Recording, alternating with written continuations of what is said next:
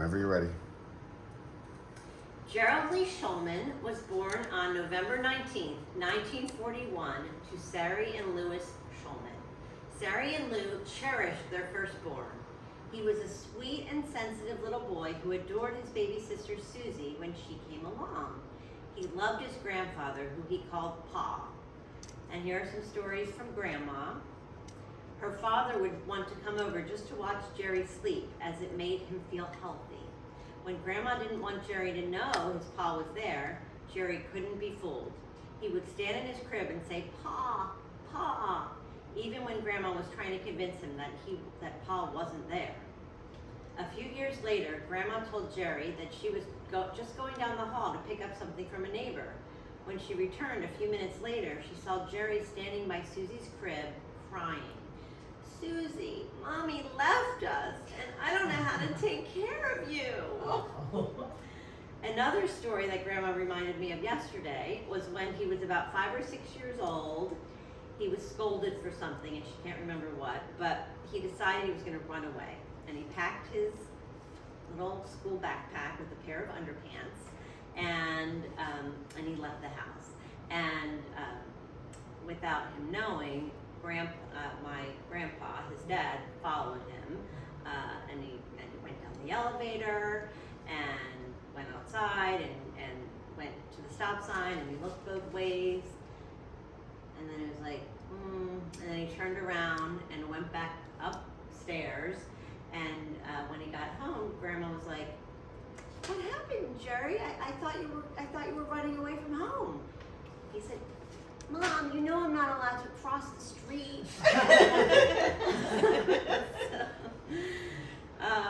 The family eventually lived in the same house as Sari's sister Florence and her husband Saul and their 2 daughters, Joy and Robin.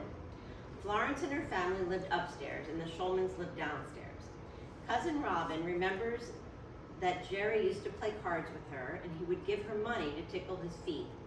Joy recalls, "From the age of 8 to 12, my family lived in the upstairs apartment of the Schulman house. Jerry was like a big brother to me. I can remember lying on the floor watching television together. Jerry would offer me 25 cents if I would scratch his back." She went on to say that Jerry also helped her with the facts of life. Once when a neighborhood boy told, this is what Joy said, she said, "Once when a neighborhood boy told me that if I went up in the treehouse with him, I would come down with a baby. I told this to Jerry, only my 8-year-old self told it as coming down with a doll. Jerry understood and set me straight. When I was 12, Jerry went off to college. He joined the ROTC, and I remember him coming home in uniform and scaring his mother near death as he walked into the kitchen. Fast forward through the years, Jerold graduated from Drexel University with a degree in industrial engineering. He was in a fraternity, Sigma Alpha Mu, I believe, and apparently in the ROTC, and he enjoyed living in the Philadelphia area. He married my mom, Judith Garber, on September 13th, 1964. Their first child, Richard Jason Schulman, was born on October 12th, 1965, and then I came along on July 18th of 1969. My fondest memories of my dad growing up were when we would take road trips down to Florida. He would scoop me out of bed in the middle of the night and hit the road early. We would listen to Jim Croce and the Bee Gees and play fun memory games in the car. We spoke on CB radios, and we each had our own handle. Richard's was Nutty Buddy, and mine was Double Bubble. He always asked me to tickle his feet, but I don't recall getting paid for it like his cousins did. He enjoyed watching golf and nature programs on TV and reading science fiction books by Isaac Asimov. I'm reading one now. He always loved his gadgets and would impress me and my friends and cousins by using his calculator watch to tell us how many days and hours we had been alive for. It was just like a calculator, but we thought, oh my God, this guy's brilliant. It was like a 70s thing to have a whole calculator on your watch. He bought my brother and himself three-wheeler dirt bikes, and the two of them would have loads of fun going out together to ride them, much to the chagrin of some of our neighbors.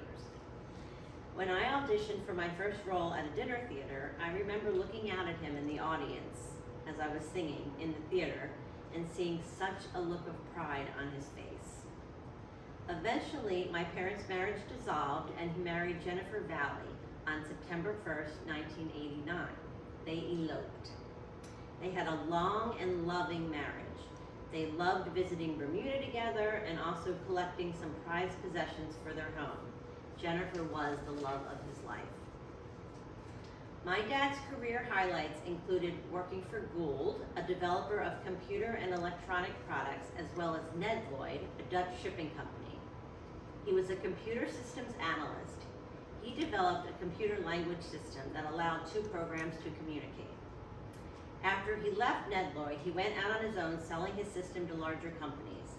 And I remember he once spoke at a convention in the Netherlands. When he retired, he changed his pace completely and decided to drive a school bus. The children on the bus adored him, and he often dressed up like a clown for their amusement. A few more family memories. On George and my wedding day, as I walked down the aisle with both of my parents by my side, my dad gave me a stream of compliments that was so endearing. When he came to visit after his first grandchild, Sophie, was born, he couldn't get enough of her. He was so overjoyed and proud. He also expressed such love and affection for his second grandchild, Ben. He and Jennifer came to visit or hosted us several times when the children were younger. He was very playful with the children. He was a loving son to his parents and visited his mom quite often. The strength that he displayed after his diagnosis and during his illness was admirable. I am so grateful for the time that I was able to spend with him in the last week of his life. He seemed to return to being the sweet person that he was when he entered the world.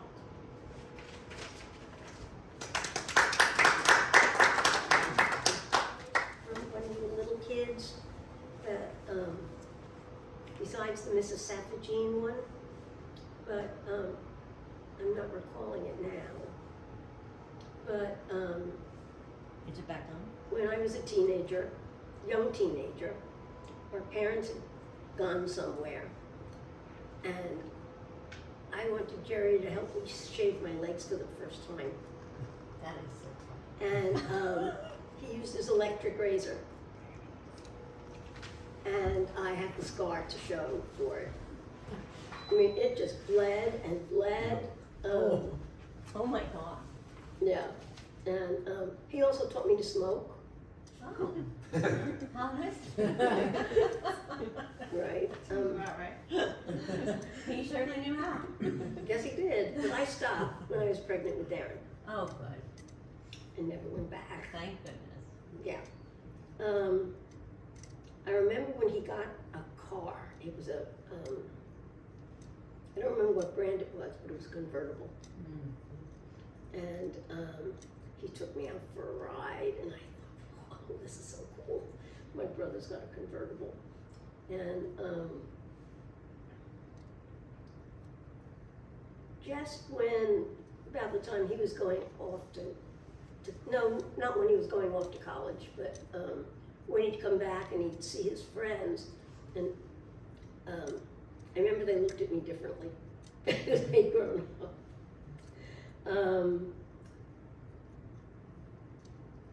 And we weren't really close in his adulthood, and I could always tell what mood he was in when I would call, because sometimes he would just say yes and no, and I could tell by the tone of his voice. And other times we'd have a nice conversation. So he was kind of mercurial, my brother. But he had a train set when we were kids, and he had it on the living room floor, and it had a milk truck, and the train would stop, and the door would open, and a guy would come out with the milk cartons, and we used to watch that for hours. And he would punch me as older brothers sometimes do. Just like a, A little in your love own punch. kind of thing, yeah. And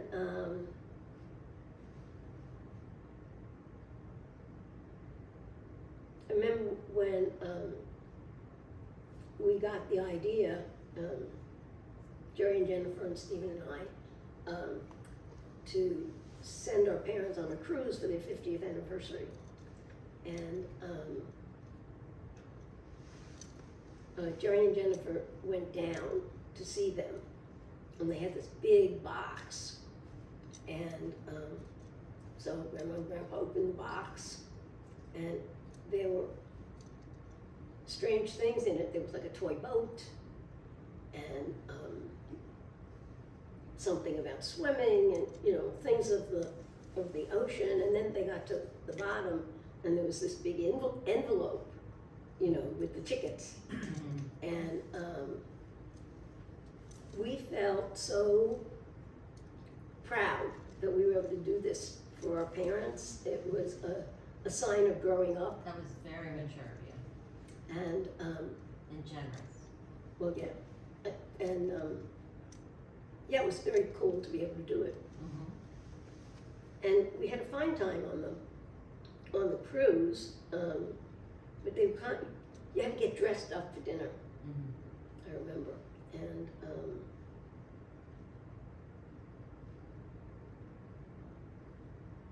so we got a couple of pictures like that at a dining room table and whatnot. But just the four of us in an adult setting was The six it was of a good memory. Good memory. the six of you, right? Yes. Right. Did I lose my count? Not unusual. Right? Math is not my thing. Math was Jerry's thing. I remember a kid thing. There was this old woman who taught first grade, and Jerry and a friend of his used to tell me how terrible this woman was, and then she turned out to be my first grade teacher. And I kept refusing to go to school. Mother would take me, and I'd want to go, and I'd cry, and they dragged me upstairs to the principal's office, and this is more Susie's story than Jerry's story at this point. But I remember being told that I kept crying and saying, will I ever see my mommy again? But they made me stay in that class. I don't know that they would do that these days. Would they, Sophie? Yes. They'd still make you stay in that class? Yeah. Things haven't changed. Did she turn out to be a horrible teacher? Do you remember? Or I'm hoping there was a happy ending. Well, she was wasn't so bad after all. Oh, I got some kind of prize at the end. Okay. That's all I remember. But yeah, she was a nasty old lady. So he was right. He was right. He was right. Someone has to have the nasty So- old lady. Yeah. He had great assessment in people. Those are the things that come to mind at the moment. Very nice.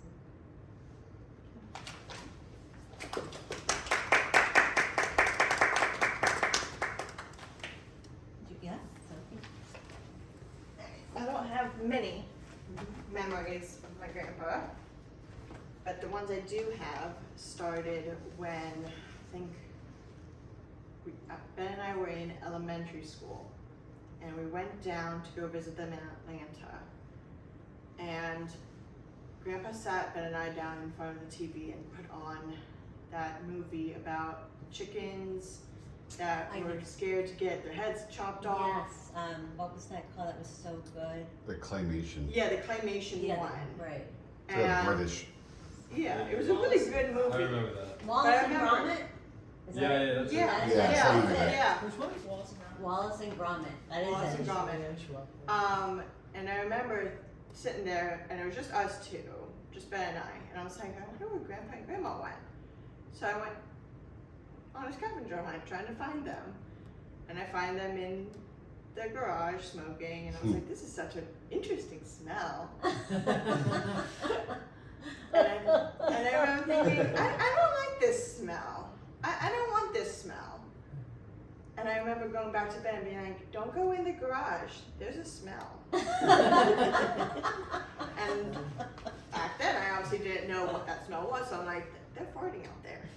Oh. I don't know what the smell was, I didn't know what it was, all I could think of was farts. Okay. So I was like, don't go out there, there's farts, they're farting, they're having a farting competition.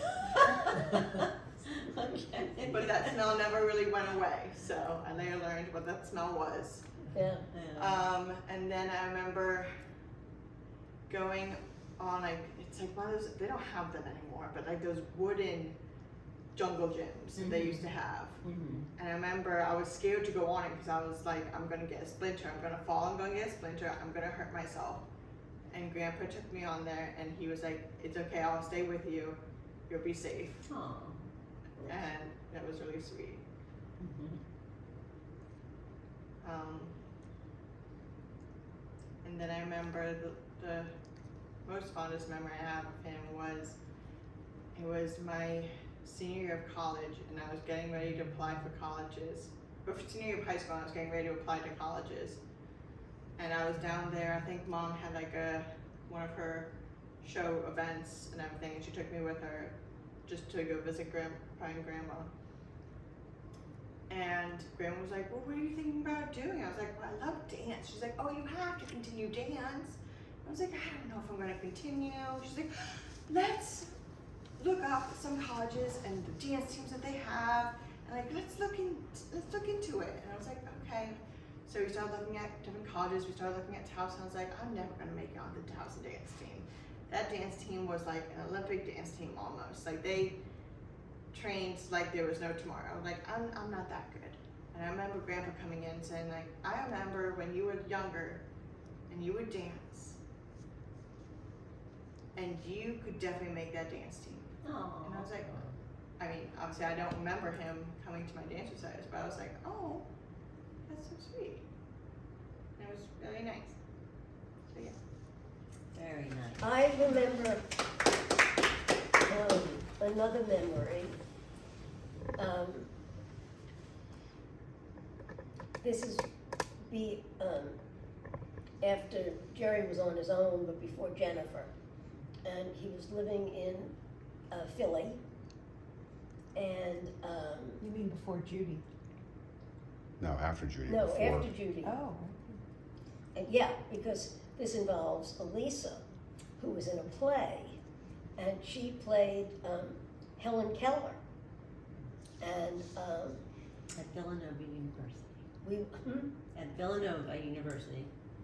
and we sat there in the audience, and we had tears streaming out of our eyes. I mean, she was absolutely amazing. You know, fumbling around in the dark. She was terrific.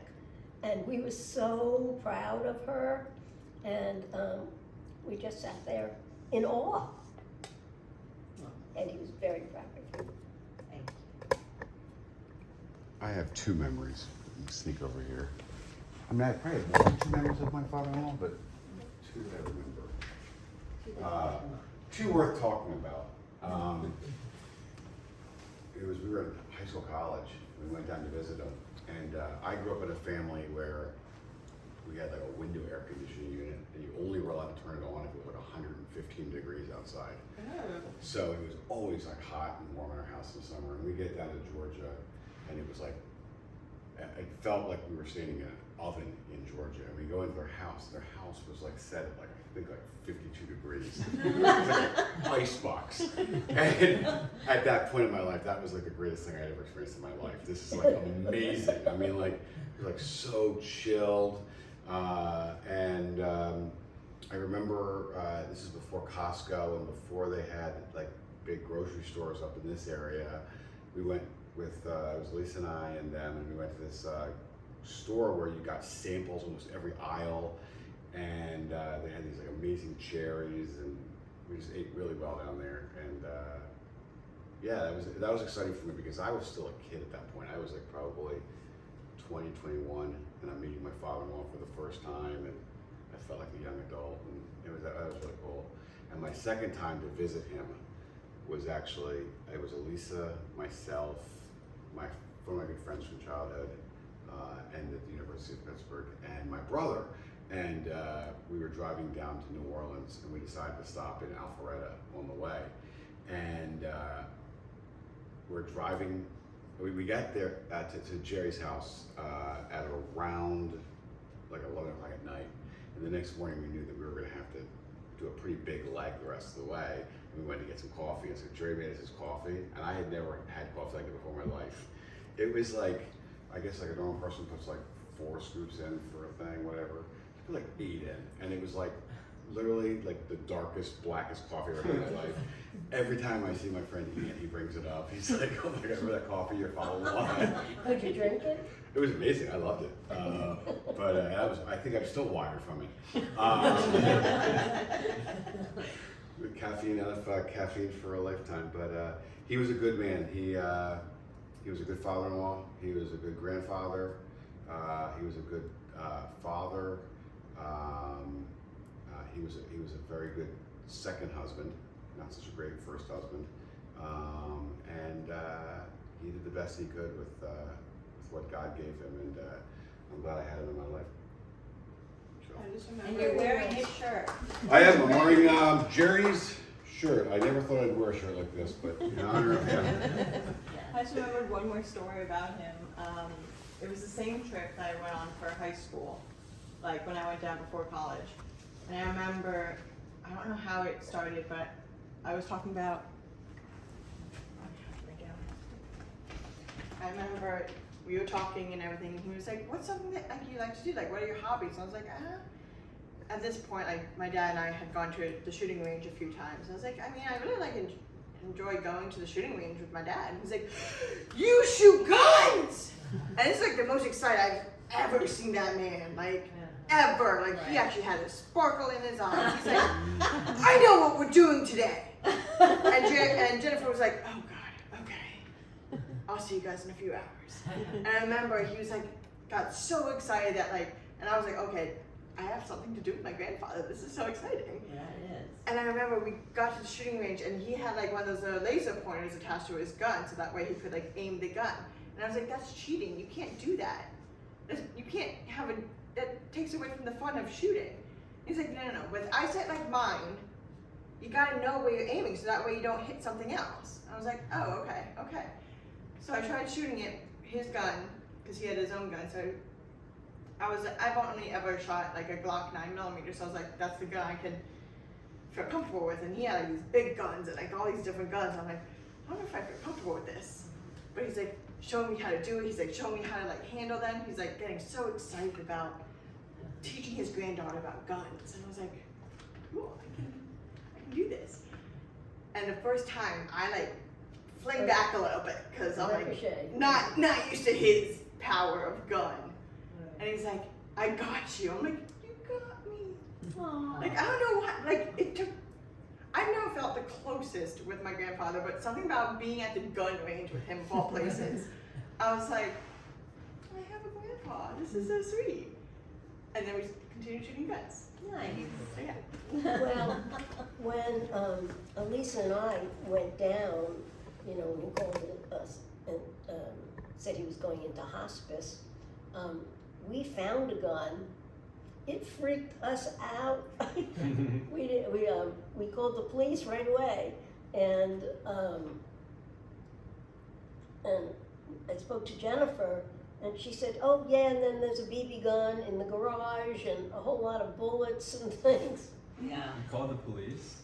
Well, to come and take it to come away. and take it. Oy. We were at that point. We were concerned, and the police officer even said, "It's when there's somebody in pain or dying. Having a gun in the house is incredibly dangerous." Plus, he didn't have it registered. Oh, that's even better. You could have brought it to us. He had it registered. He had it registered in Atlanta, but he never registered it down in Florida. Yeah. Well, we just didn't know how long he was still gonna be at home at that point, and the idea of him having a gun when he was like, it's just there's a very high suicide rate for people that are dying that have guns in the house. So we didn't think it was a good idea. So anyway, Is that it? on Yes, that they call note, the cops. yeah, should I tell the story about, should Now you have to. All right. Yeah. I'll just tell the story about, you know, his last lucid time with me, where I'm like, Dad, like, because the day before he was like not there at all. He was like, I would talk to him and he would just like, he would look at me, but then he would not Yeah. respond. It was just like he was not there. And then suddenly he was, like, for like a day and a half. And so I'm like, Dad, like, do you want to give me any advice, or do you want like to talk to me? And he's like, oh, you know, I'm not a man of many words. I don't have a lot of, you know, to say. And I'm like, all right, okay, well, Dad, are you proud of me? And he stops and he looks and he thinks, like, you could lose 10 pounds. Yes, I was there. I'm like, okay, well, yeah, maybe 5 pounds, you know, okay, I know, but, you know, I try so hard, like, I do Weight Watchers, He's not a I skinny work man. out, I know, I work out, I really try my best, and he's like, yeah, really trying your best. No. Lose 10 pounds. But honestly, there is like love in those words coming from this man, like coming from my dad. Like this is a whole shtick And in the he family. wasn't completely, He he wasn't. didn't have all his marbles I at that know, time. but this is a shtick in the Schulman family. Grandma always likes to comment on weight, and anyway, so really it was okay, and I thought it was kind of hilarious, and it should be like The written last up. thing that written you up in say a to your sitcom. daughter. Lose 10 pounds. Well, you know what? I kind of attributed it to the fact that, like, he knows he made a perfect daughter. Like, so he was There's just nothing else that nothing. you possibly he was tell just me. trying to like make it that much better, make me that much better. That's So great. it was all good. It was Jerry okay. called me on Saturday. Friday he had spoken with his doctor, and the doctor told him we can't do anything more and he should go into hospice. And apparently he drove himself to the VNA and, you know, got it set up. And the VNA people were just amazed that he actually got in the car and drove, because he had to be in a bunch of pain and everything. And then he called me the next day, and he was very rational. And I called Elisa, and she went down on Sunday, and when he was fine. And I got there on Monday when he was flat out. And the hospice people couldn't believe the difference from Friday to Monday. Right. And And then it was Tuesday that he was like lucid again, like Tuesday, Wednesday, or maybe it was Wednesday, Thursday, and then yeah, it was Wednesday, Thursday. yeah, and then Because Thursday. Wednesday was when he got sick. Yeah, well, Thursday morning is the time that the nurse said he could go into the hospice. Right. I should also tell that story just because I know I don't know. I just thought it was kind of Do you want to tell this story like for dessert? Just, Yeah. Yeah. not have it on there anymore. all right.